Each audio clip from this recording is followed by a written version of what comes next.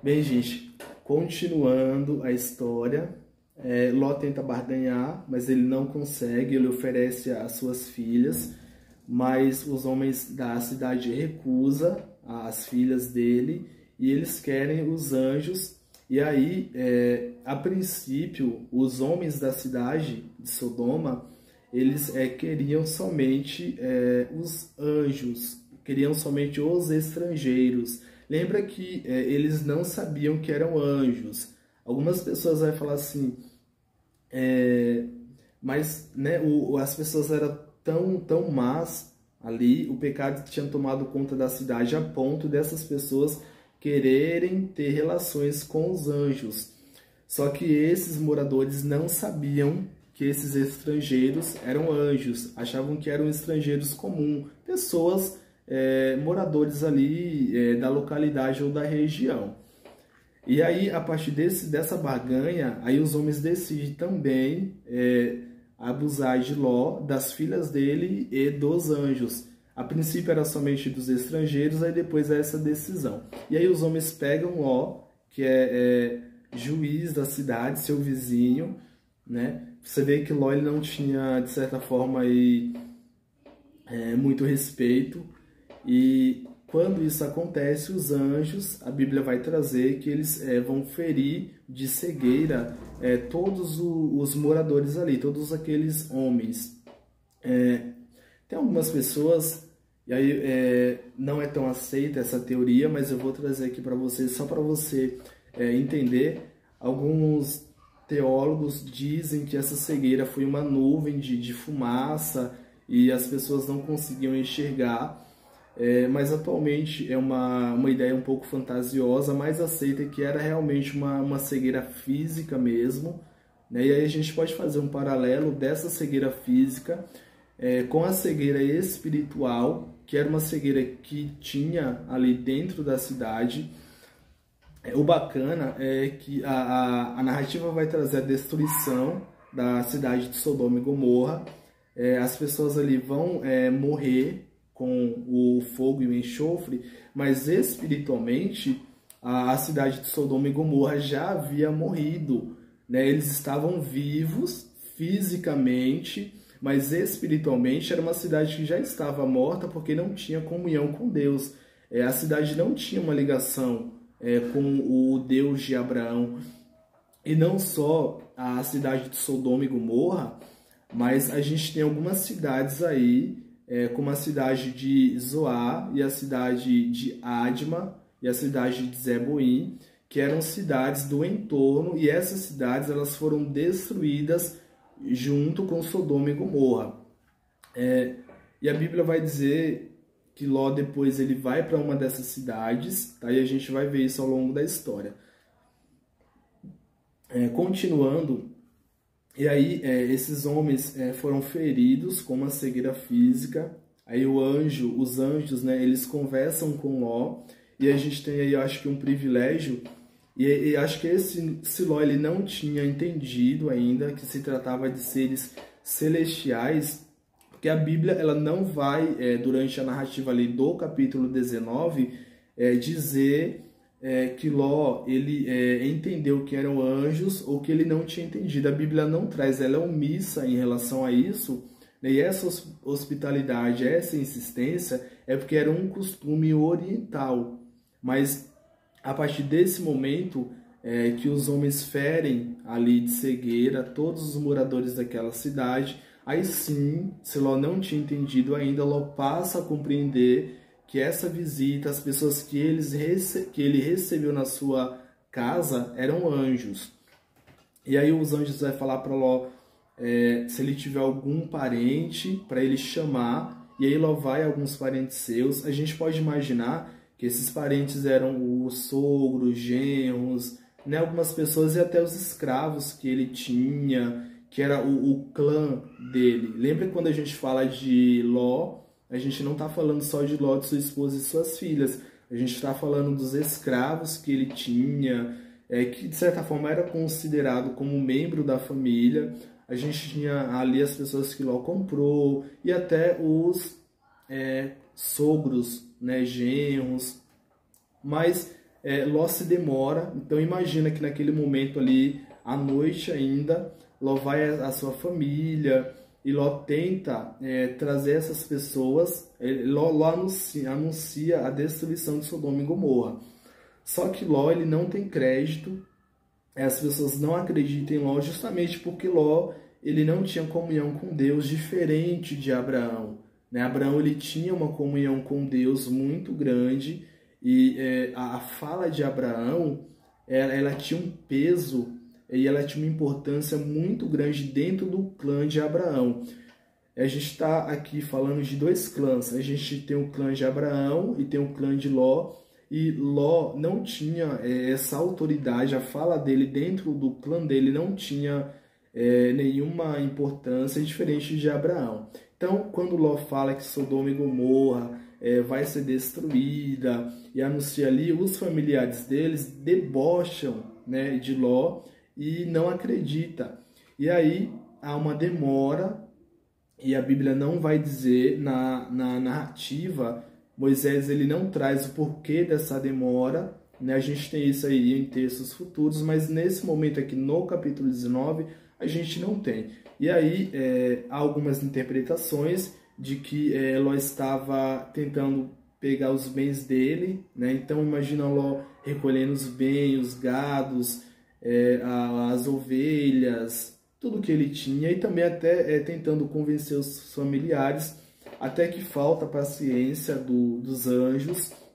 E aí, faltando a paciência, eles pegam Ló, retiram Ló da cidade, e nesse momento que retira Ló, fala para Ló fugir, né? Para Ló ir embora, porque Sodoma e Gomorra vai ser destruída. E aí Ló ele vai fazer um pedido, né? Que ele não vá para as montanhas, porque se ele for para as montanhas, ele pode ser pego pela destruição. Ele pede para ir para Zoar. Zoar era chamada de Bela, tá? Quando que essa cidade, Zoar, Bela, ela aparece dentro da narrativa. Essa cidade vai aparecer quando há a guerra ali no Vale do Sidim, em que Ló é levado como prisioneiro e Abraão é chamado para ir em defesa ou resgatar Ló. E aí essa cidade até então era chamada de Bela, e depois ela passa a ser chamada de Zoar, que significa uma cidade de estrutura pequena.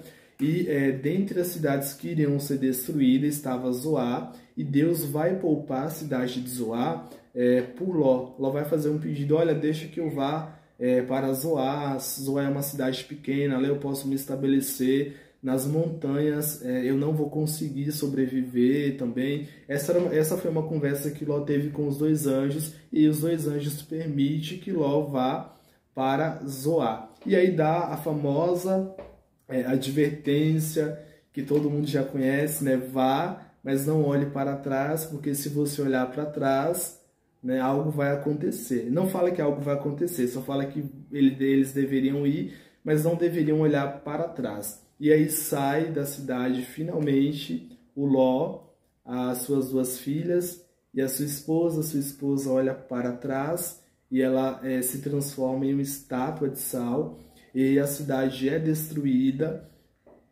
A cidade é destruída no período ali diurno. Os anjos eles chegam em Sodoma e Gomorra à noite, e eles vão à casa de Ló, e se passa aí toda uma madrugada ali de conversa, Ló demorando, e ao amanhecer Ló chega em Zoar. Por que a destruição acontece durante o dia? Porque Ló ele vai fazer um pedido para os anjos não destruir a cidade até que ele chegue em Zoar. E o texto bíblico vai dizer que Ló chega em Zoar ao amanhecer, e Abraão, quando levanta ali no alto de onde Abraão morava, que ele olha ali para aquele vale, ele percebe a fumaça subindo. Então a gente percebe que durante o período diurno que há essa destruição aí da cidade. E aí, trazendo alguns elementos e também finalizando a história, depois a gente vai falar sobre dar continuidade à história de Ló, que é o momento que ele vai ter relações com as suas filhas, mas a história de Sodoma, ela tem aí como elemento central a intercessão de Abraão, né? Ló ele seria destruído junto com a cidade, mas devido à intercessão, à intimidade que Abraão tinha com Deus, para você entender quem era Abraão. Deus ele vai destruir a cidade e essa decisão já era uma decisão que havia sido tomada e Abraão vai fazer essa intercessão pelo seu sobrinho e ele consegue, Abraão, mudar a opinião de Deus. Ele consegue fazer com que Deus poupe a Ló. Não mudar a opinião porque a cidade é destruída, mas poupar. E a gente percebe que quando a gente, como cristão, ora por uma outra pessoa, Deus ele pode poupar, Deus ele pode transformar, ele pode curar a vida dessa outra pessoa através da oração de um justo.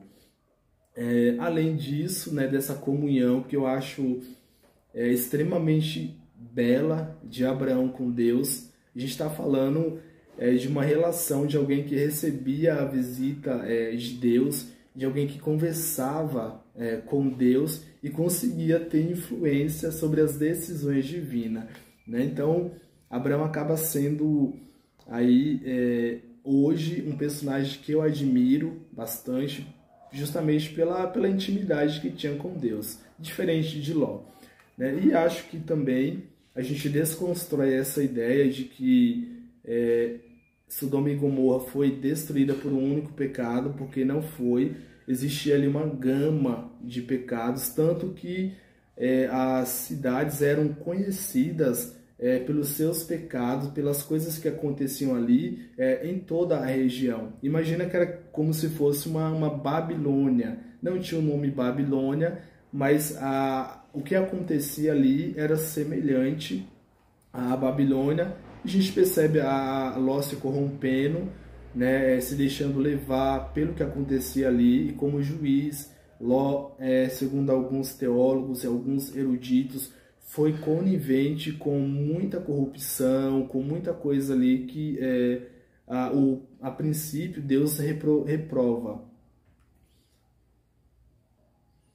E aí, só para a gente finalizar, atualmente os eruditos, arqueólogos também, eles entendem que a cidade de Sodoma, Gomorra e outras cidades também que foram destruídas, Eboim, Adma, elas estão debaixo do Mar Morto.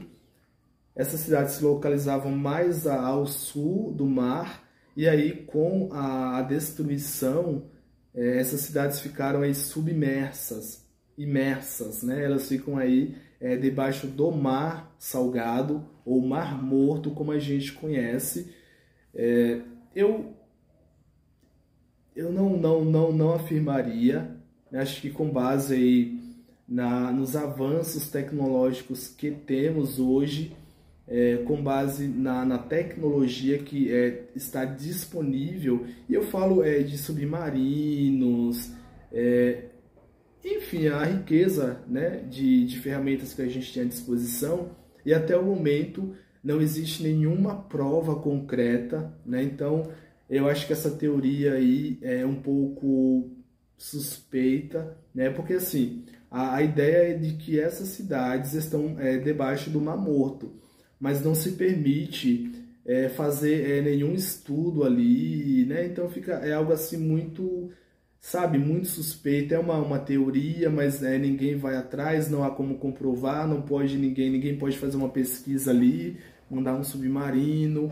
Às vezes eu já ouvi algumas pessoas falando e eu fico um pouco tendente a acreditar que é mais um marketing de Israel, mas enfim, não há nada concreto, né? Não há nada, né? Só algumas teorias, e ali uma montanha que se parece com uma estátua de sal que é atribuída aí à mulher de Ló, mas também não se prova nada, né? Mas enfim, como que a cidade foi destruída, né? A gente sabe que foi destruída por fogo, né, e enxofre, e existem algumas teorias. A primeira teoria é de que Deus ele teria usado os meios naturais, ele teria manipulado para destruir a cidade. Como assim? As cidades a região ali da Mesopotâmia era uma região onde aconteciam ali alguns terremotos, tinham vulcões, inclusive essa região do Vale do Sidim, que é a região ali de Sodoma, Gomorra, Bela e Zoar, elas tinham poços de betume ou de piche. E aí lembra que teve a guerra do Vale do Sidim, que Abraão participa, tem Quedorlaomer, e quando os reis, se eu não me falha a memória, do norte fogem, eles se atolam ali, eles caem nesses poços de betume. Então há algumas teorias de que Deus teria usado os meios naturais, uma erupção vulcânica, e essa erupção teria teria causado todo esse fogo, e junto com o piche, com o betume, que eram os poços que tinham ali no Vale do Sidim, a cidade teria sido destruída, mas Deus usando a natureza a favor dele, como ele usou o dilúvio, a chuva, para destruir a humanidade ali na época de Noé. Tem uma outra teoria também, que diz que não, que do céu mesmo, ou do espaço, havia chovido fogo e enxofre, meteoros.